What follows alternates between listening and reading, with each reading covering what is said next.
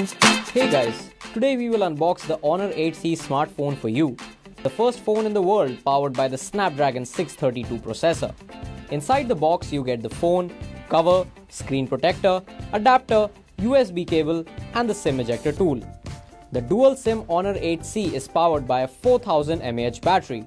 At the back, the smartphone has a vertically stacked AI-capable 13 plus 2 megapixel dual camera setup, whereas the front has a 8 megapixel selfie camera. The cameras on the phone automatically detect different objects in the photos and optimizes setting accordingly. It claims to recognize 500 scenarios in 22 categories. The back of the smartphone has a metal finish and houses the fingerprint sensor. The color we have with us is the Aurora Blue option. Speaking of the specifications, the phone has a 6.26-inch display with a 19:9 aspect ratio.